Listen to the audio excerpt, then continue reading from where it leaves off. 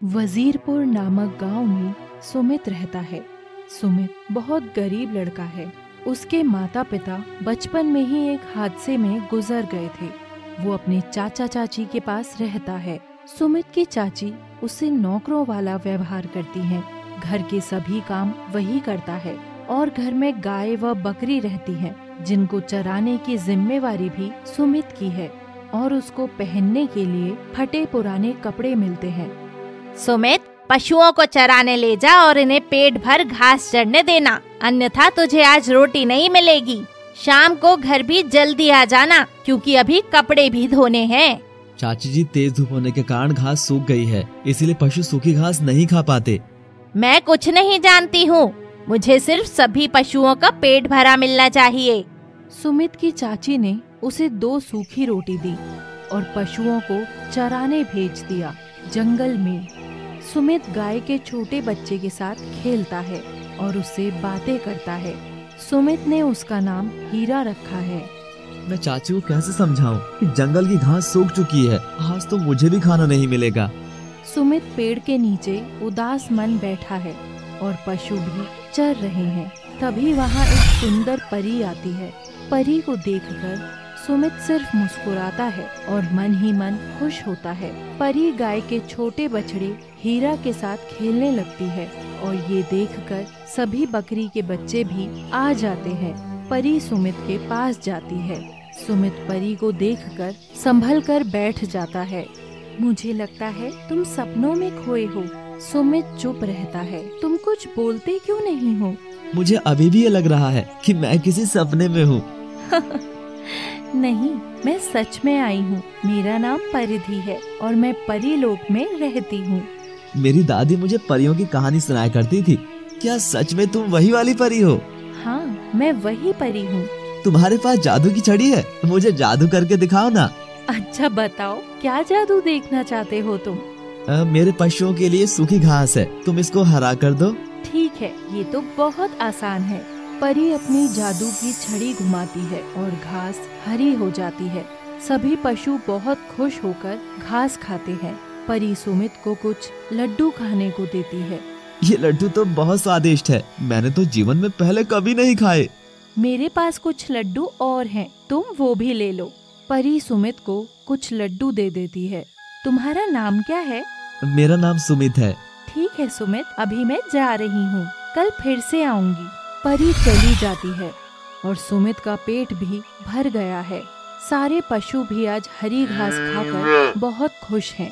सुमित पशुओं को लेकर घर आ जाता है और अगले दिन समय से पहले ही जंगल जाने लगता है। ये देखकर चाची आश्चर्य में पड़ जाती है। क्या बात है, आज समय से पहले ही पशुओं को ले जा रहा है? चाची जी, जल्दी जाऊंगा तो पशुओं का पेट अच्छे से भर जाएगा, इसीलिए बस। शायद निठल्ला लड़का भूखा रहकर समझदार हो गया है।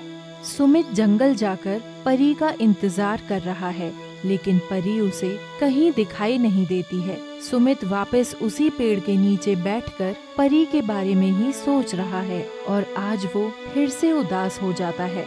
परी पेड़ के पीछे छुपकर एक फूल सुमित के ऊपर फेंकती है और फिर छुप जाती है।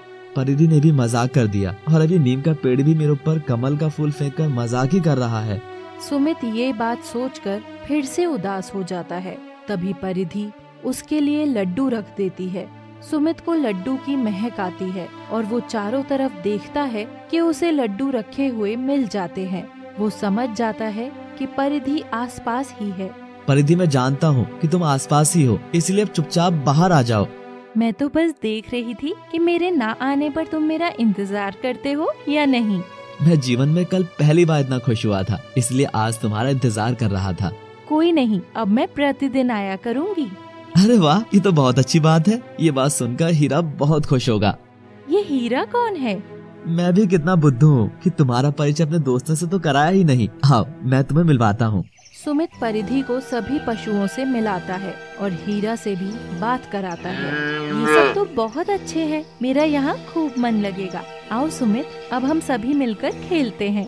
सुमित, परिधि और बाकी सभी पशु मिलकर खेलते हैं और फिर खुशी खुशी घर लौट जाते हैं। ऐसा कुछ दिनों तक चलता है और सुमित की चाची को सुमित की ये खुशी बर्दाश्त नहीं होती, तो वो सुमित के दोस्त रघु के घर जाती है। रघु, मुझे तुमसे सुमित के बारे में कुछ जानना है। जी बोलिए। सुमित आजकल बहुत खुश घूम रहा है, जैसे कि उसने कोई खजाना पा लिया हो। पता नहीं चाची, सुमित तो मुझसे भी अब नहीं मिलता है और बहुत दिनों से मेरी बात भी नहीं हुई है। क्या तुम पता लगा सकते हो?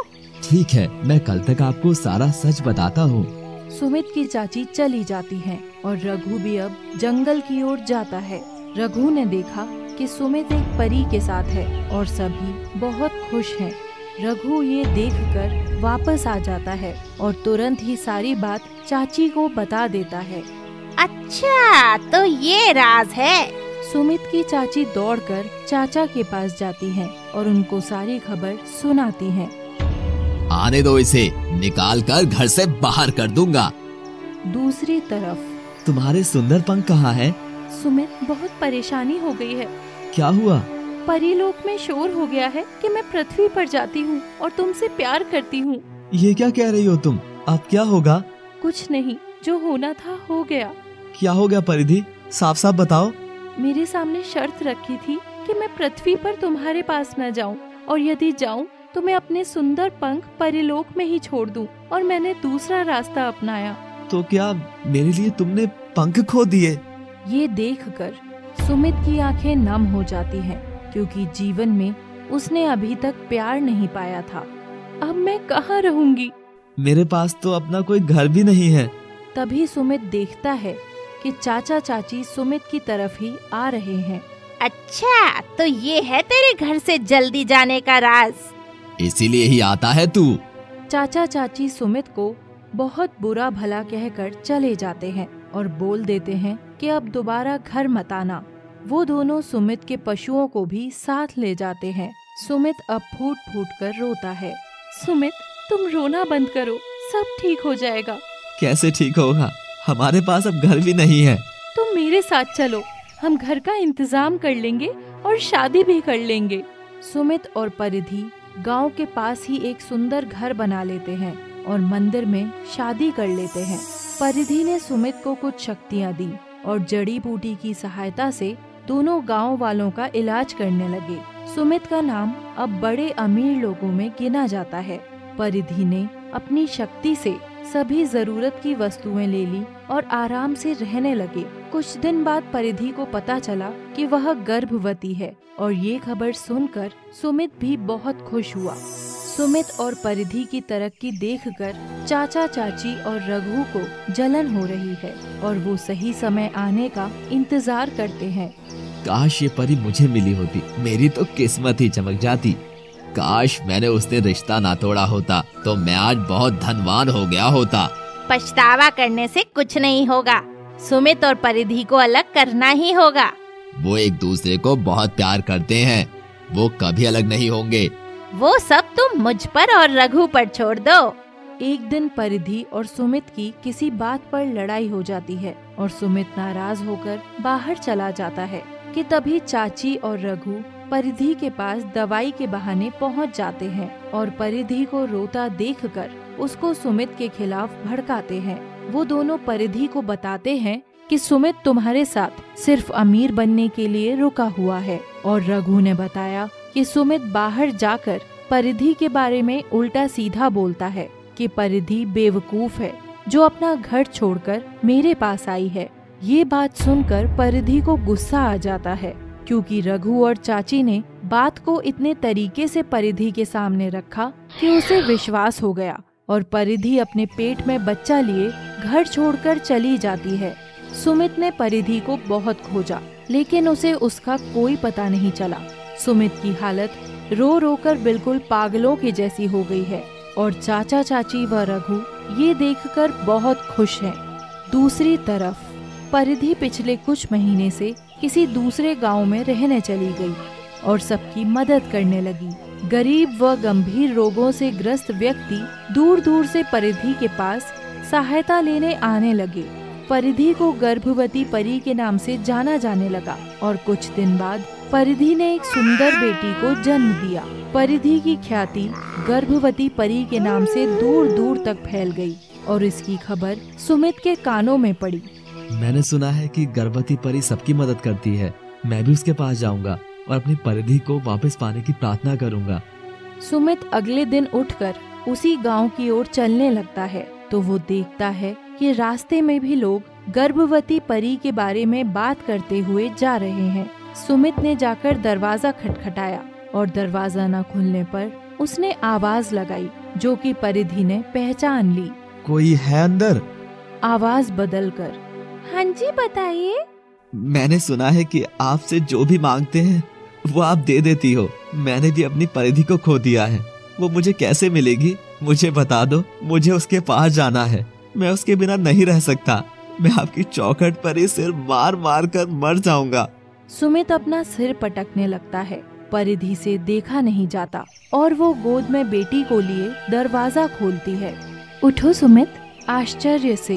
परिधि तुम? हाँ, मैं ही गर्भवती परी हूँ और ये हमारी बेटी है।